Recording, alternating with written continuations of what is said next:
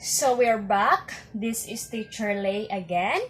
Now we are in solving quadratic equation by completing the square. And so we have here an example. Our first example, we have x squared plus 10x equals 3. So in completing the square, you have to familiar first with the square of a binomial and a perfect square trinomial. So let's focus first in our example here. We have x squared plus 10x equals 3. We have our numerical coefficient of our linear term, which is 10. We are going to divide this by 2. Again, first is focus on our numerical coefficient of our linear term. Then divide by 2, and you are going to square the answer. So 10 divide 2, that is 5, right? Then square daw na to. We are going to square it. So 5 squared, that is 5 squared, that is 25, or 5 times 5 is 25. So we have now the square of the 5, which is 25. So we are going to add both sides by 25. So we have now x squared plus 10x, then add 25 both sides, so equals 3 plus 25 also. Okay, again, first you are going to familiar, diba? In your grade 8, we already discussed, or you already know how to factor a perfect square trinomial.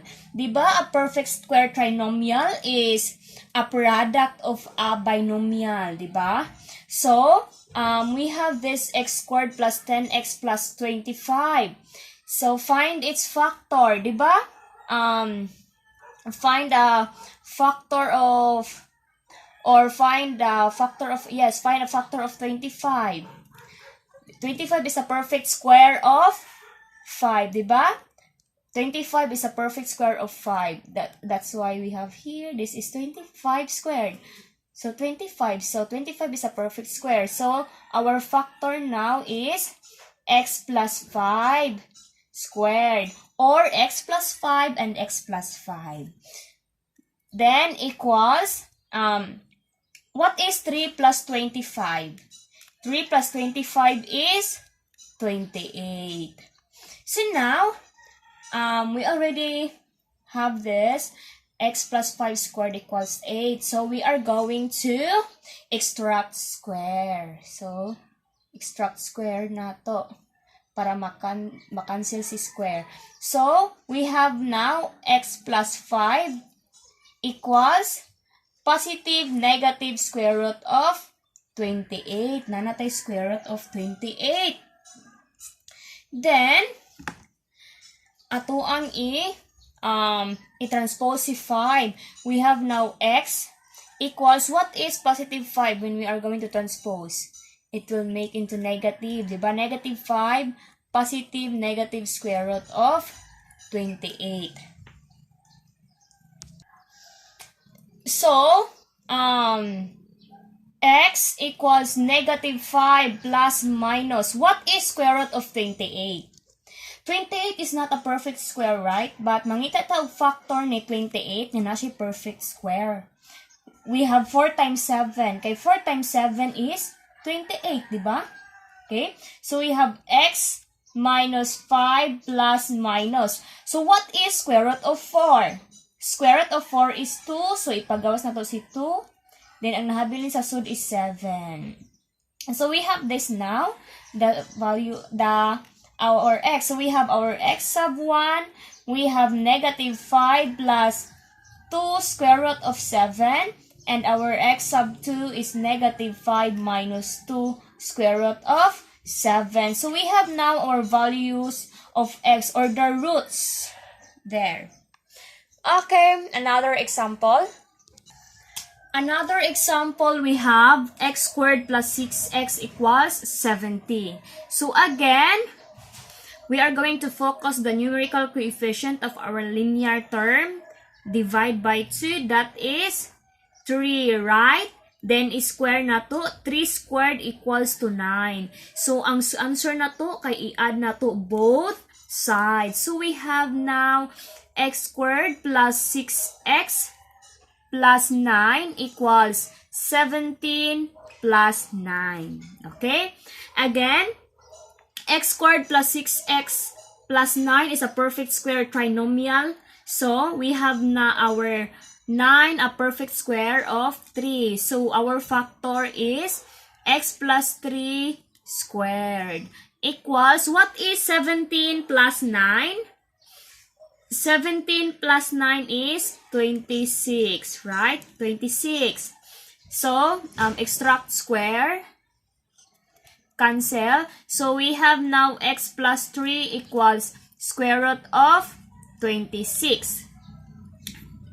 Then, positive, negative square root of 26. Then, transpose it 3. So, we have x equals negative 3, positive, negative square root of 26. So, mauna ni atong values ni x. X sub 1 equals negative 3 plus square root of 26. And x sub 2 equals negative 3 minus square root of 26. So, this is now our roots or the values of x.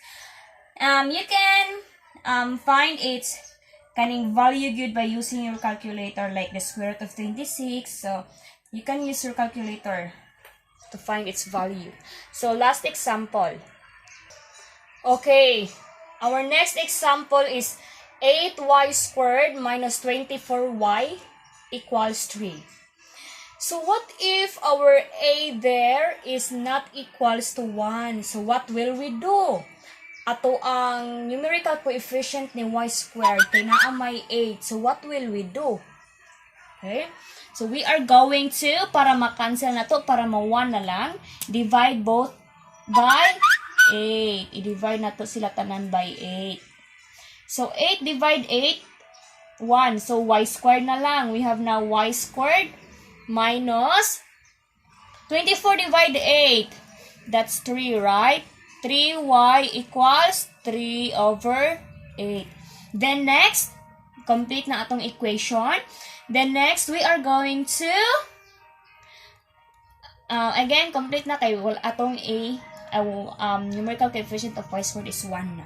So, next, focus ta sa numerical coefficient of our linear term. Divide by 2, diba? So, pila man 3 divide 2? That is negative 3 over 2, diba? Then, square na to.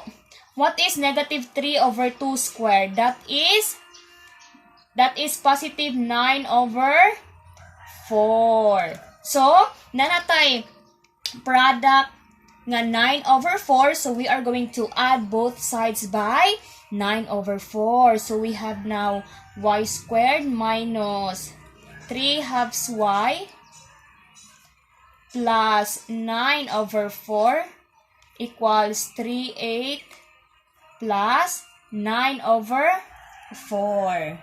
So, now, find na to ang factor niya, the binomial, product of a binomial kay equals ani. Ang technique ani niya ha, kay ug unsa man ang square nato dire sa ato ang linear term divide 2. Mao na ato ang kuan dire second term sa ato ang factor. So we have our first term y and we have here minus 3, 2. So, we have to copy negative 3, 2. Because this y minus 3, 2 times y minus 3, 2 or 3 halves, ma-equal sila ani. Okay? Okay, so equals 3 over 8 plus 9 over 4. Insaon man ni nato. Kamubaya kay usahay makuha na mo no basta fractions. Sayon ra ni siya basta master ninyo ang katong sa fractions, sa adding, subtracting, di ba? Okay, now adding fractions ta ani no, na-apply na to. So, the LCD is 8. Then 8 divide 8 is 1 times 3, that is 3. Plus 8 divide 4 is 2. times 9 is 18. So, atong i-add. Naan nata dire y minus 3 over 2 squared equals, what is 3 plus 18? That is 21 over 8. So again, we have now y minus 3 halves squared equals square root of 21 over 8, diba? Then extract square, that's why so that sa square root, extract square, cancel si square root of si 2. So ang nahabilin is y minus 3 halves equals positive negative square root of 21 over 8. Then, so y equals, atong i-transpose si negative 3 halves, may mo siyang positive. So, y equals 3 halves plus minus square root of 21 over 8. So, we have now the values of our y, which is 3 halves plus square root of 21 over 8 and 3 halves minus square root of 21 over 8. These are now our roots or the values of y. So, that's all for solving quadratic equation by completing the square.